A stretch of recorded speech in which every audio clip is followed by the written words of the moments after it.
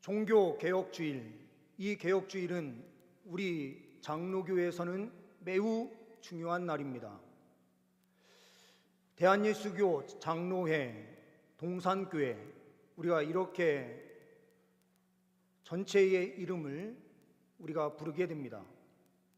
어떤 의미에서는 장로회라고 하는 이 표현보다는 더 좋은 표현이 영어에서 사용하고 있는 것처럼 개혁교회, 개혁교라고 하는 표현이 더 어떻게 보면 맞는 표현인 것 같기도 해요.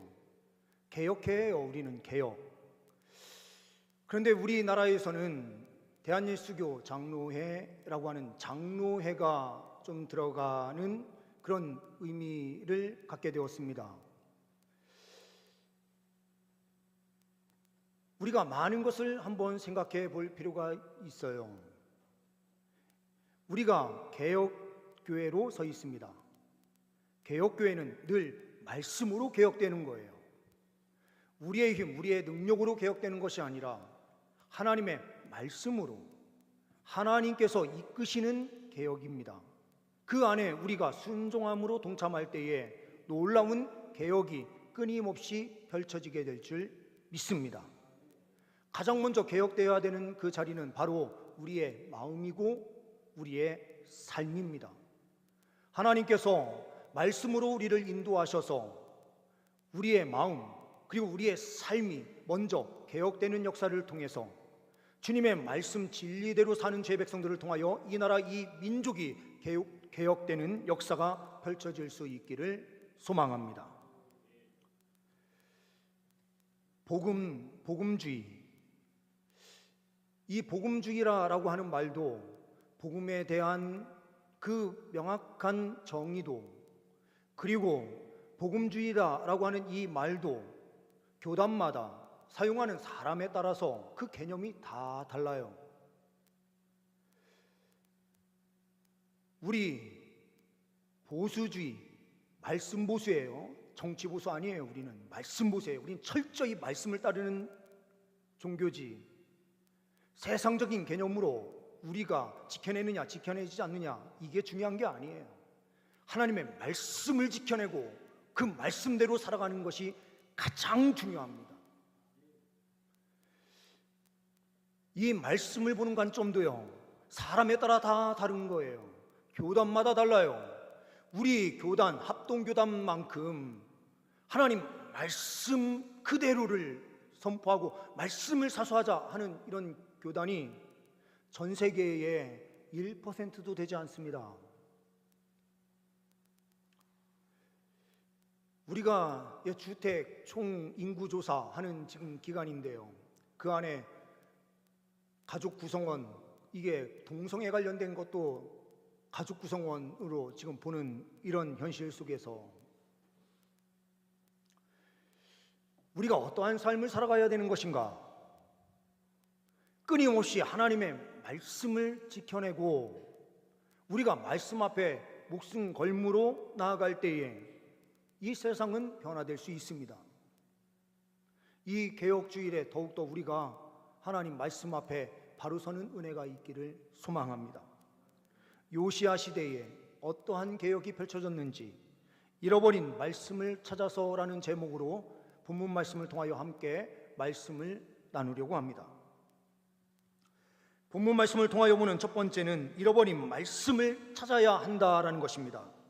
8절 말씀을 보게 되면 대제사장 hil기야가 서기관 사반에게 이르되 내가 여호와의 성전에서 율법책을 발견하였노라 하고 hil기야가 그 책을 사반에게 주니 사반이 읽으니라 라고 말씀이 기록되고 있습니다. 우리가 이 시대적 상황을 조금 깊이 볼 필요가 있어요. 우리가 수요 예배 때 함께 예레미야 말씀을 보고 있는데 예레미야가 활동하던 그 시기는 이 요시야 시대부터 시작을 해서요 시드기야 시대까지 이 요시야 시대부터 이미 이스라엘의 말기로 가고 있는 거예요. 이때에 하나님께서 말씀이 발견되게 하시고 그 말씀을 통하여 역사를 베풀어 주셨어요. 우리가 역사적인 상황으로 볼 때에 므낫세, 이 므낫세는 히스기야의 아들이죠. 히스기야가 하나님으로부터요 종처에 종기가 있어서 죽을 수밖에 없는 이런 상황에 딱 놓이게 됐을 때 이사야를 통해서 너 죽는다 이 말씀을 받았었어요. 그랬더니 히스기야가요 하나님 앞에서 엎드려서요 막 간구해요. 하나님 살려주세요. 막 기도해요. 그랬더니 하나님께서요 성읍 빠져나가기도 전에 이사야에게 말씀을 주셨어요. 가서 내가 너를 살려주겠다. 15년 생명을 연장해 주겠다. 이 말씀을 받게 되죠. 그래서 그 말씀을 선포하게 돼요. 그래서 히스기야는 15년의 생명의 연장 그 기간 동안 므낫세를 갖게 되고 므낫세가 태어나면서 성장하게 됐던 거예요. 근데 이 기간에 히스기야가요 므낫세를 외아들이니까요 애지중지하면서 키웠던 것 같아요. 그러다 보니 이 므낫세가 하나님 말씀에서 벗어나서 방황하는 삶을 사는데도 그를 말씀으로 제대로 교육해내지 못한 어리석음이 있었던 것 같습니다. 기도의 능력은 있었는데 하나님의 말씀으로 자녀를 양육해내지 못하는 이런 가장 어리석은 자리에 히스기야가 서 있었던 거죠. 그러면서 므낫세가 왕위에 오르자 55년을 통치를 하게 되는데 이 55년이라고 하는 기간 동안이요 므낫세는 철저하게 세상을 향해서 달려가요. 우상 숭배로 나아가요. 이때 초기 시대에 이사야가 살아 있었어요. 그래서 이사야는 왕족이었어요. 왕족이었기 때문에 이 므낫세를 직접 찾아가서요 아들 버리고 한참 그리고 같은 친족 아닙니까? 왕족이기 때문에요. 그래서 하나님의 말씀을요 담대하게 선포했어요. 지금 당신이 하고 있는 왕이 하고 있는 그 길에서 돌이켜서 여호와 하나님을 섬기십시오 라고 선포했어요. 그랬더니요 므낫세가요 저 이사야를 잡아와라 명령을 막 내려요. 그랬더니 막 군사들이 쫓아가니까요 이사야가 도망을 해서 숨었는데 어디에 숨었느냐? 거기에 고목나무가 하나 있었는데요 고목나무가 구멍이 뚫려 있었던 거예요. 그래서 그쪽에 들어가서 숨었어요. 그런데 군사들이 그걸 알고요 어떻게 했느냐? 밑둥을 잘라버리고요 위에를 자른 다음에요 앞뒤를 다 막아가지고 바깥으로 나오지 못하게 딱 해서 이 통나무 같은 거를요 그대로 들고 므낫세에게 간 거예요. 그랬더니 므낫세가 어떻게 했느냐? 톱을 준비하라. 톱으로요 썰어서 이사야가 그렇게 순교했어요. 하나님의 말씀을 가지고 있었던 이사야를 이렇게 처참하게 죽인 가장 극악한 악한 자로 서 있던 사람이 바로 므낫세예요. 55년 통치하니까요 그 기간이 얼마나 길었을까요? 그러니 하나님 말씀 전하는 사람들에 대한 이런 박해가요 예루살렘에 쫙 퍼지니 누가 하나님의 말씀을 보겠어요? 성전에 어디 한 구석에 말씀을 놓고요 아무도 보지 않았던 거예요. 그러면서 그의 아들인 아몬이 2년을 통치하고요 이 아들이 죽어요. 그러면서 어린 아이였던 이 요시야가 8세 때에 왕위에 오르게 되는 겁니다. 왕위에 올랐는데 이 아이가 한 16살에서 20살 사이에요 여호와 하나님 다윗의 하나님을 믿게 되었다라는 표현이 역대하의 말씀이 기록이 돼요.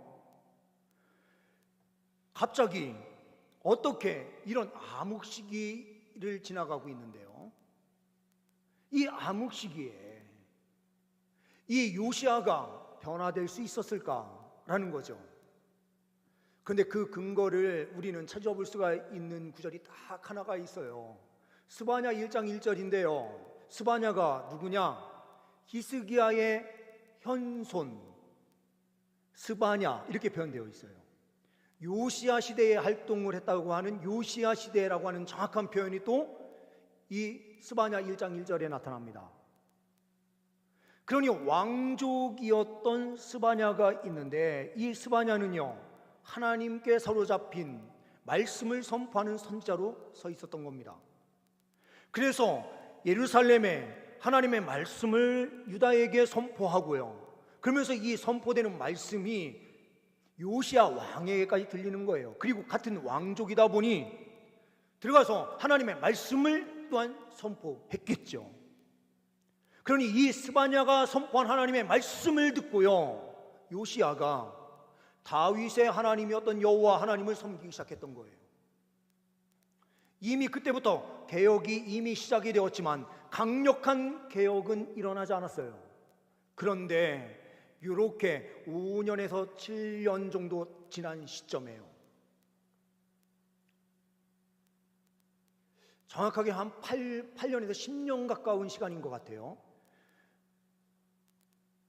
오늘 이 말씀이 율법책이 발견된 이 시점이 요시야가 왕위에 오른 지 18년이 지난 시점이었어요. 그러니 8세에 왕위에 올랐고, 그리고 왕 8세부터 18년이 지난 시점에서 이 말씀이 있으니, 이 말씀이 발견된 시점은 아마도 요시야가 26세 정도 됐을 때인 거죠. 저는 26세에 뭘 하고 있었나 이렇게 생각을 해보니까요, 그때도 대학을 다니고 있었던 것 같아요. 우리 성도님들은 26세에 뭘 하셨습니까? 하나님께서요 부르신 시점이 도대체 언제셨어요? 근데 그때 우리가 어떻게 예수님을 믿고 예수님 앞에 나왔었는지요, 우리 첫사랑을 한번 다시 기억할 수 있는 이 시간이 될 수 있기를 소망합니다. 그리고 그 뜨거움을 가지고 하나님 나라를 위하여 달려가는 역사가 펼쳐질 수 있기를 소망해요. 근데 말씀이 딱 발견이 되자,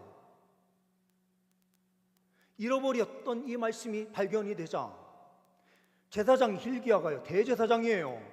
그 대제사장이 하나님의 말씀이 없어요. 그가요 그 말씀을 딱 두루마리 책을 딱 발견을 하고요, 깜짝 놀란 거예요.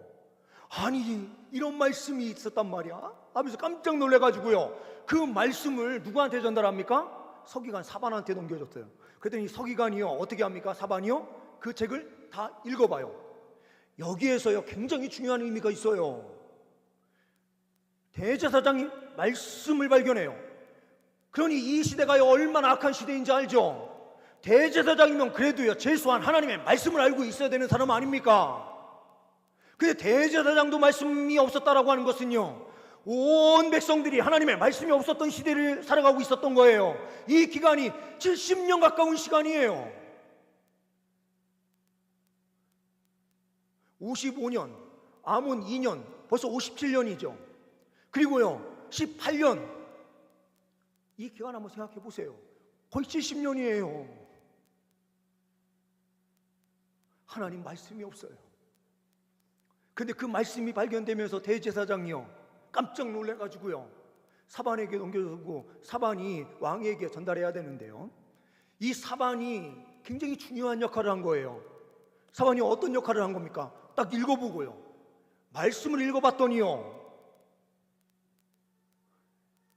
하나님께서 이 사반의 마음을 감동시키지 않았으면은요, 대제사장이 말씀을 줬는데 지금요 이 땅이 어떤 땅이에요? 우상 숭배로요 이미 반세기가 넘게 지난 시점에 있었던 것 아닙니까?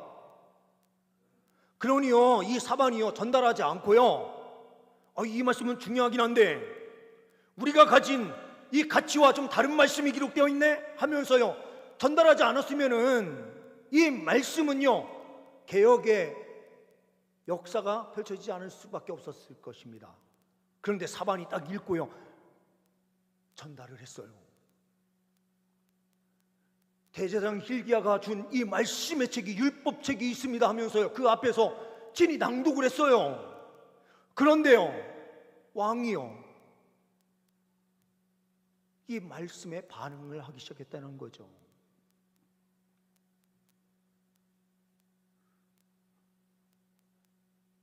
이 시대는요, 얼마나 풍족한 시대입니까? 하나님의 말씀, 이 말씀도요, 성경책뿐만 아니고요, 요즘은 앱으로, 그리고요, PC로 우리가요, 너무 많이 볼 수 있어요. 그런데 저는 책으로 보는 게 더 머릿속에 잘 들어오고 잘 이해가 되더라고요. 핸드폰으로 보면은 그때는 잠깐 이해가 되는데 머릿속에 이상하게 남지가 않아요.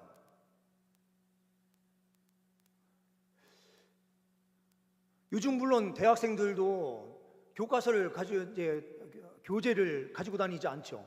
요즘은요, 책을 사서 다 잘라가지고요, PDF로 만들어서 태블릿 PC에다가 다 담아서 하나만 딱 들고 다니면서요, 거기에서 뭐 형광색으로 칠할 수도 있고 쓸 수도 있고 하니까요, 요즘은 다 태블릿 PC를 가지고 다니면서 쓴단 말이죠. 그런데요, 그러다 보니 말씀에 귀중함이 없어요. 그래도 옛날에는 책으로 된 거를요, 굉장히 귀중하게 생각을 해가지고요, 책은 누가 주면은 함부로 버리지 않고요, 어떻게든지 갖다가 집에 갖다 쌓아놨거든요. 그런데 요즘은 그런 귀중함이 다 사라졌어요. 죄송합니다, 우리 성도님들. 우리 여기 오신, 예배를 드리러 오시는 분들도요, 자기 성경책 가지고 오신 분들이 몇 분이나 계세요? 손들라고는 안 할 거예요. 우리가요, 말씀을 얼마나 귀하게 여기느냐, 이 풍족한 시대를 살아가는 것처럼 보이고요, 말씀이요, 유튜브만 검색하더라도요, 공동체 성경이라고 해서 성경을 다 읽어주는 그런 유튜브도 많고요, 그리고 프로그램도 많아가지고요, 성경을 다 읽어줘요. 그런데 우리의 신앙은 어떠합니까? 우리가 말씀 앞에 정말 바로 서 있는지, 어떻게 보면 말씀을요, 성경책을 잃어버린 것처럼 우리의 마음에서 말씀을 잃어버리고 우리의 기억 속에서 하나님의 말씀을 잊어버린 거예요. 우리가요, 다시 회복해야 되는 것은 말씀이에요. 우리가 다시 말씀을 붙잡아야 돼요. 말씀이 가장 귀한 것이다, 확신해야 돼요. 종교개혁자 마틴 루터가요, 1512년에 비텐베르크 대학에서 종교개혁을 시작하는 그 시점, 91개 조항을 붙이면서 개혁이 시작되는 그 시점에 어떻게 시작이 되었느냐, 그때는요, 성경을 제대로 보지 않았어요. 이분이 성경신학자였어요. 그런데 이 성경신학자가요, 말씀을 읽어가다가 로마서 1장 16절 17절 말씀을 딱 보고 있는데요,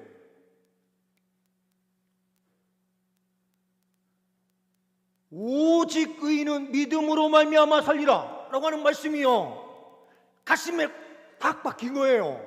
아니, 구원은 우리의 행위로 구원받는 것이 아니라 믿음으로 받는다고?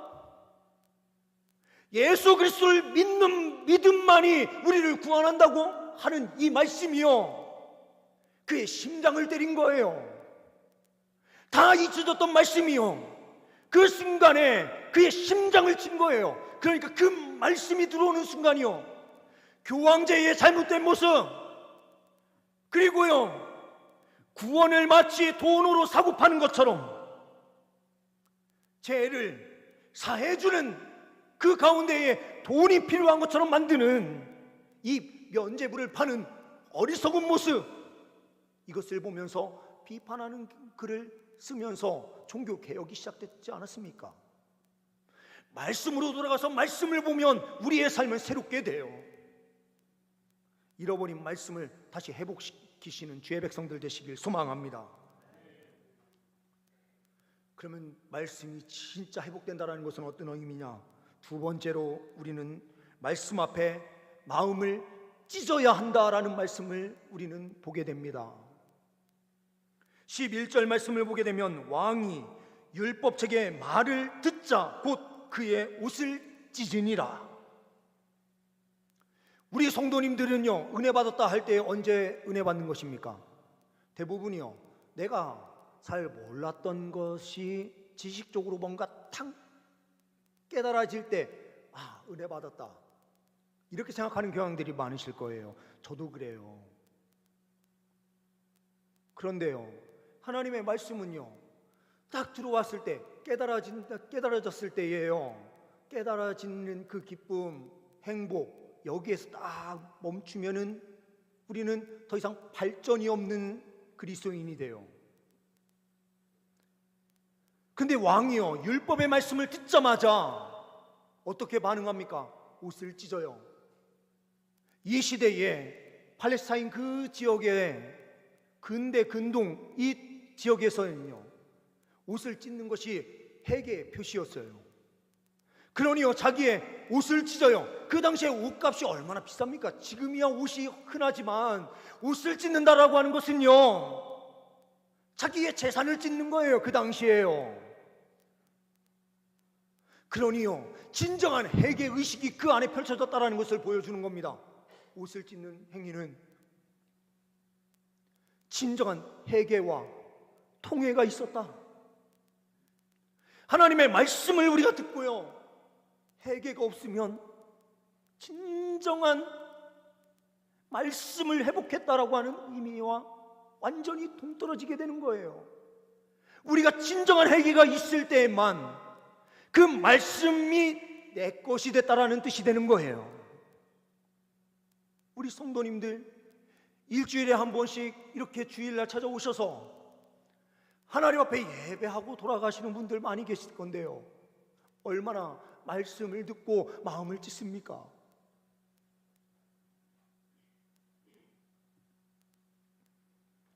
우리가요, 하나님 말씀 앞에 옷은 찢지 않지만 그 옷을 찢은 행동이요, 잘못하면은 종교개혁주의래 행동주의로 나갈 수 있기 때문에요. 이게 참 조심해야 되는 거죠. 그런데 우리는 진짜 마음의 할례를 받는 것처럼요, 마음을 찢어야만 됩니다. 세 번째로는요, 말씀의 뜻을 따라서 새롭게 결단해야 된다라는 사실을 말씀을 통하여 보게 됩니다. 13절 말씀을 보게 되면 너희는 가서 나와 백성과 온 유다를 위하여 이 발견한 책의 말씀에 대하여 여호와께 물으라 이렇게 되어 있어요. 그래서요, 사람을 보내가지고요, 여서진자 훌다를 통해서 하나님의 말씀을 받고 그 말씀의 뜻을 깨달은 다음에요, 진짜 행동으로 옮겨서요, 우상을 다 제거하고 유월절을 지키는 이 역사가 펼쳐지기 시작하거든요. 여기에서 여호와께 묻다라고 하는 것은요, 그냥 질문하고 끝나는 것이 아니라요, 진짜 내가 그 말씀대로 행하겠다라고 하는 결단이 그 안에 내포되어 있는 뜻이에요. 우리가 하나님의 말씀을 듣고요, 마음을 찢었으면은요, 어떻게 해야 됩니까? 하나님의 뜻을 묻고요, 하나님 뜻 앞에 순종하면서 달려가는 믿음의 삶이 있어야 되는 거예요. 윌리엄 캐리라고 하는 사람이 있었습니다. 18세기 영국의 구두를 닦는, 그리고 구두를 고치는 구두 수성공이었어요. 세상에서 대우를 제대로 받는 사람입니까? 아니죠. 세상에서는요, 어떻게 보면 보잘것없는 사람이었어요. 근데 그가요, 성경을 펴놓고 성경을 읽다가요, 한 성경 구절이 눈에 탁 들어왔어요. 그 성경 구절이 사도행전 1장 8절의 말씀이었습니다. 성령이 너희에게 임하시면 예루살렘과 온 유대와 사마리아 땅끝까지 이르러 내 증인이 되리라 라고 하는 말씀이었어요. 그런데요, 이 17세기, 18세기로 오면서요, 이 시대의 가장 큰 문제가 뭐였냐? 19세기 때에 하나님의 말씀으로 개혁하자라고 하는 운동이 막 펼쳐지고 막 한 이런 역사가 펼쳐지게 되는 그 출발점이 루터로 우리가 보고 있지 않습니까? 그런데 그때까지만 하더라도요, 사람들이 어떤 생각이 있었느냐, 세계 선교, 열방을 선교하는 이 일은 사도시대에 끝났다, 성경의 기록으로 끝난 것이지 이제 더 이상 그럴 필요가 없다, 우리의 신앙만 잘 세워놓으면 되고, 그러면서 행위를 잘 하는 것 중요하다, 이쪽으로만 치우쳐 있었어요.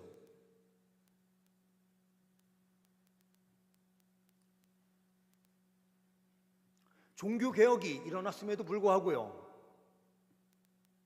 많은 사람들이요, 이 시대에 가면서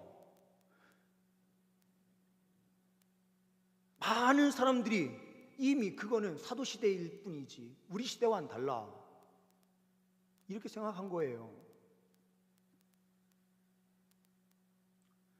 그런데 이 윌리엄 캐리가요, 말씀을 읽는데 이 말씀이 성령이 임하면 땅 끝까지 내 증인이 되는 것 아닙니까? 이 말씀이 마틴 루터가 종교개혁을 시작할 때처럼요, 가슴이 뛰는 말씀으로 그에게는 다가온 거예요. 그 말씀이요, 가슴이 뛰는데요, 지금 사람들의 다 생각, 그 의견이 뭡니까? 사도 시대에만 있는 것이지 더 이상 필요가 없어. 유럽은 이미 많은 나라들이 기독교화되어 있고 가톨릭을 다 믿고 있는 그런 시대, 그리고요 대부분 개혁된 교회를 믿고 있는 영국 성공회, 이미요 유럽은 기독교화 됐죠, 큰 의미에서요. 그런데 이 사람에게 주님께서 역사를 하시니까요, 세계 지도를 펴놓고요, 매일 하나님 앞에 엎드리면서요, 하나님 제가 무엇을 해야 됩니까? 근데 하나님께서요 그에게 마음을 주시는 거예요. 인도로 가라. 그때 영국의 식민지로 있었던 인도, 이곳으로요 그가 출발을 해서요 그곳에서 헌신하면서 복음을 전하기 시작해요. 그때 갔더니 이 인도에 어떤 제도가 있었느냐, 남편이 죽을 때에 그의 아내인 여자도요 같이 순장시키는 제도가 그때까지 남아 있었어요. 그래서 복음을 선포하면서요, 이런 악습을 다 버려야 된다, 복음으로요 세상을 변화시키는 일에 헌신하면서 달려가면서요 그 제도가 사라졌어요.